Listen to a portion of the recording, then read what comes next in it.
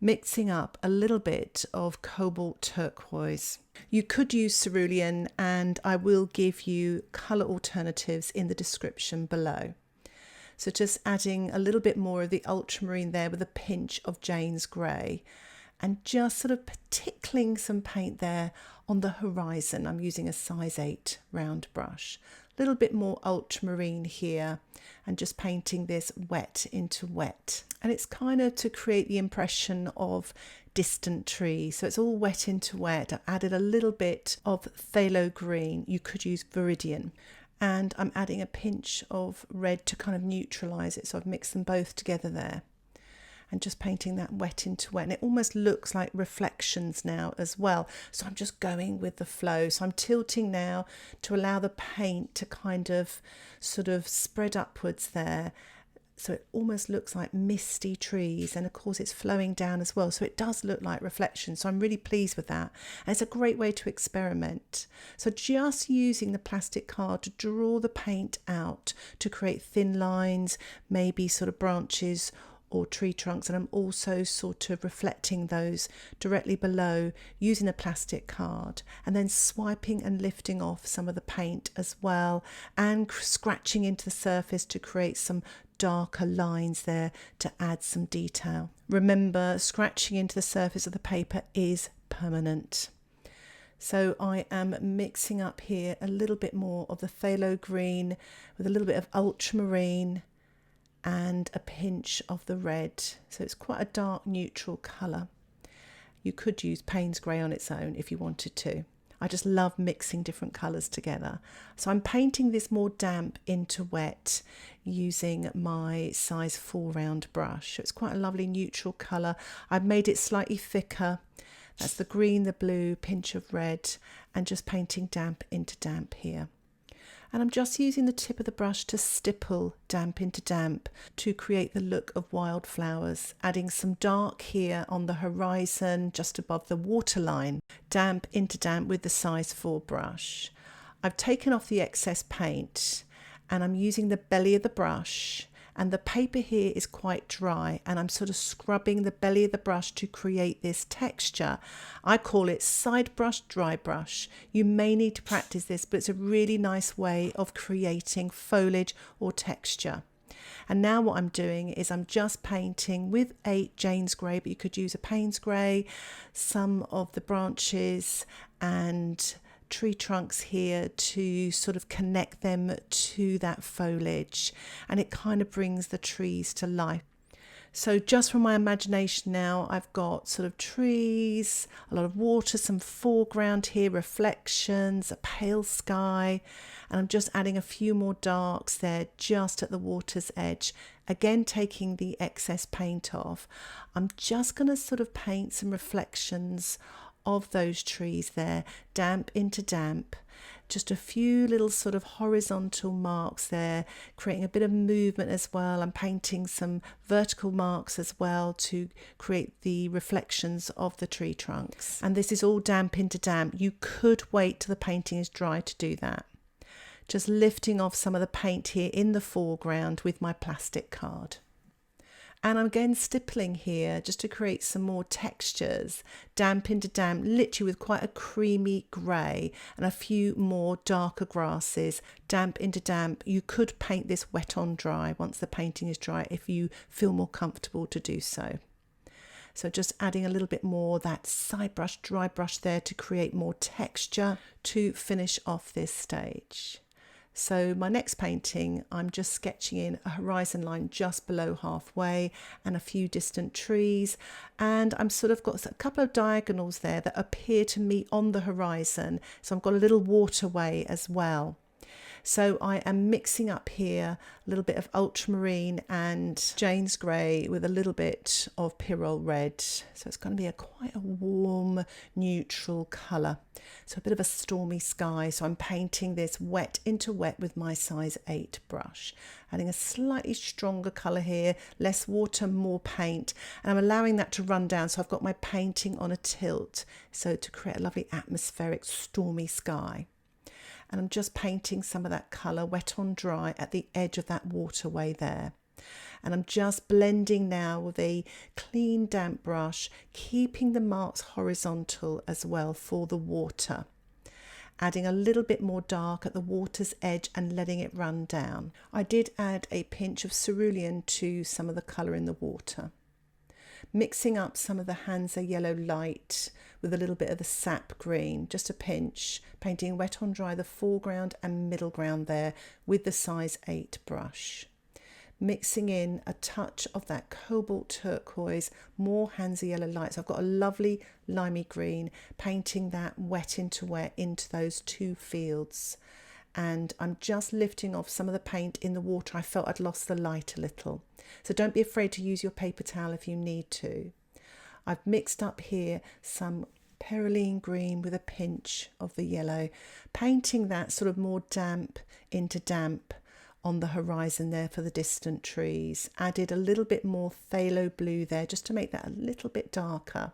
You may want to tilt your painting forwards so it doesn't run too much into the sky.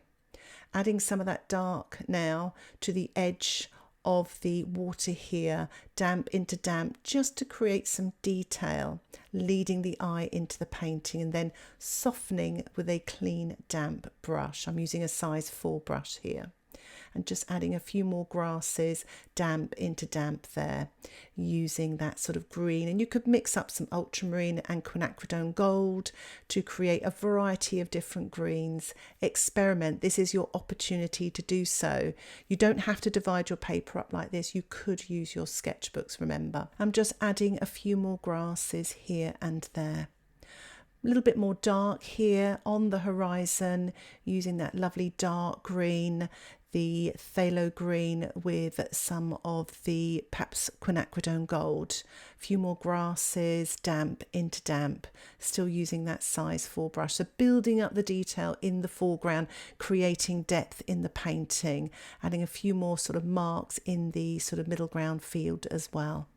So I'm using a clean, damp paper towel to lift off some clouds.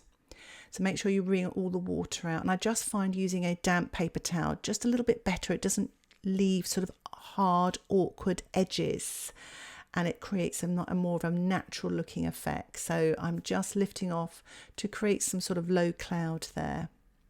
And I'm just adding a few darks here, reflections in the water, pretty much wet on dry using the Jane's Grey. A few more darker grasses using that Jane's Grey with a pinch of quinacridone gold. You could use yellow, and a few more smaller grasses. As marks get further away, they get smaller, and that creates depth in the painting. You're creating an illusion here. A little bit more dark on the water's edge, and that's really to divide the water from the land, to create the illusion of water, giving that contrast. And again, adding a little bit more dark on the horizon. I'm using my plastic card to lift off the damp paint there to create lighter grasses. So again, big ones in the foreground, and they get smaller as they go away there. But it's a nice way of creating detail.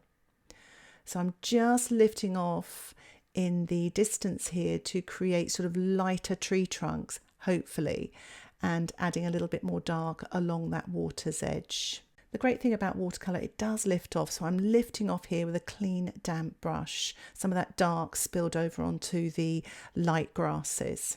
And I'm using the side brush, dry brush again, to create some foliage there. Remember, take the excess paint off in your paper towel and use the belly of the brush and scrub on that textured paper. And it'll give the illusion of foliage there. And I really like that technique. And I'm just stippling in the foreground here to create some more details, pretty much wet on dry, using my size 4 brush. And again, you could just use the grey, or you can mix up a dark green like ultramarine and quinacridone gold. I've actually masked out my other painting here. I should have masked out my sky as well, but I'm just spattering some yellow there in the foreground to finish off that stage. So for my final painting on the top row, I've drawn in a horizon about a third of the way down, or it's definitely above halfway. And I've drawn some mountains and just sort of diagonal lines there to lead the eye through, so there's different sort of fields, etc. So again, wetting the sky with the size 8 brush, just with clean water down over the mountains to avoid any hard edges. I'm mixing up some cerulean and I'm painting wet into wet there, leaving some gaps for clouds.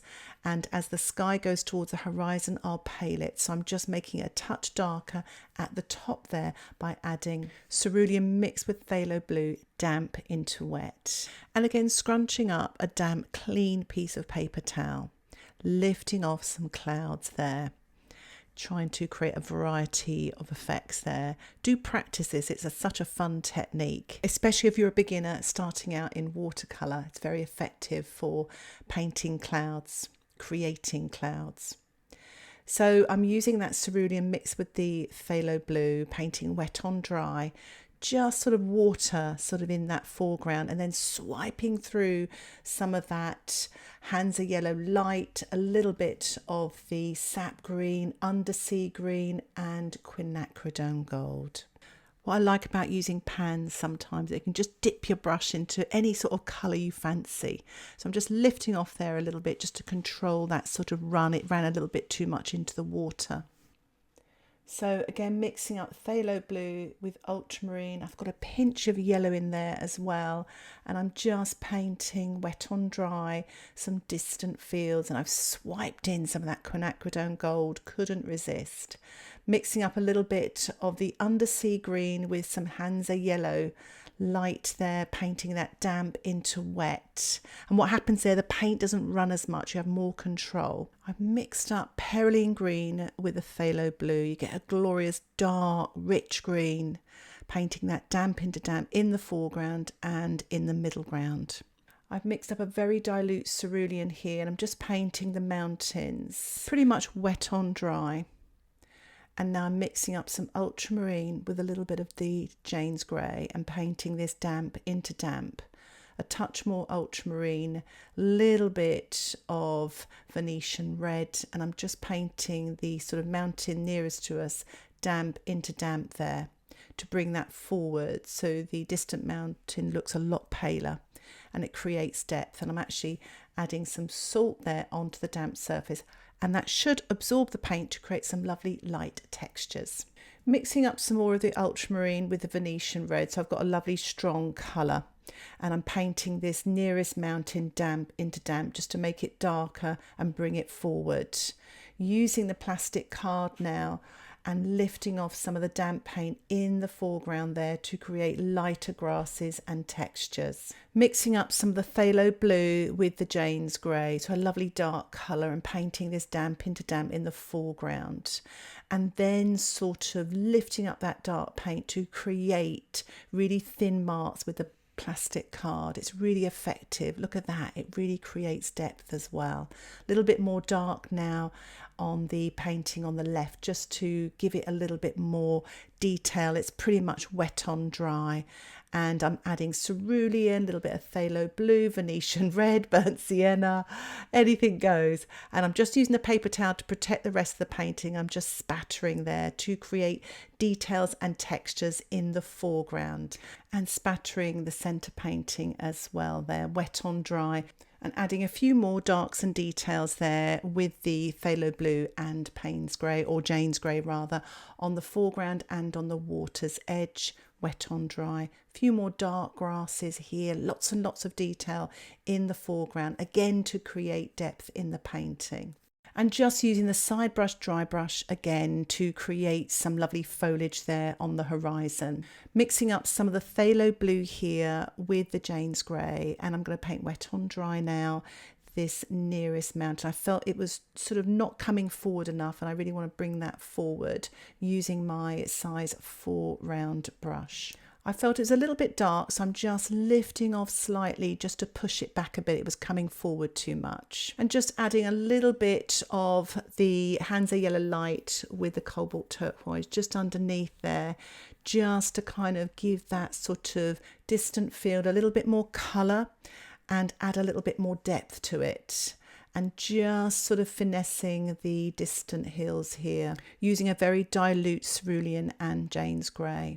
Mixing up some of the Phthalo blue with the Jane's Grey, adding some very thin grasses, wet on dry in the foreground, and a few little details there on the water's edge there, just to kind of add some more details. And again, stippling. I just love stippling, but of course you can spatter as well if you want to, but it's just to add some details, especially in the foreground.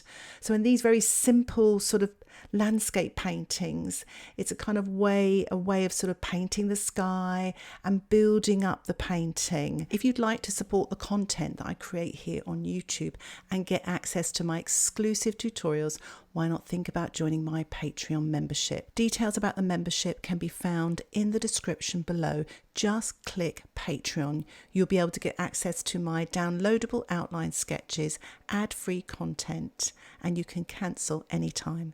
Thanks for watching. Bye for now.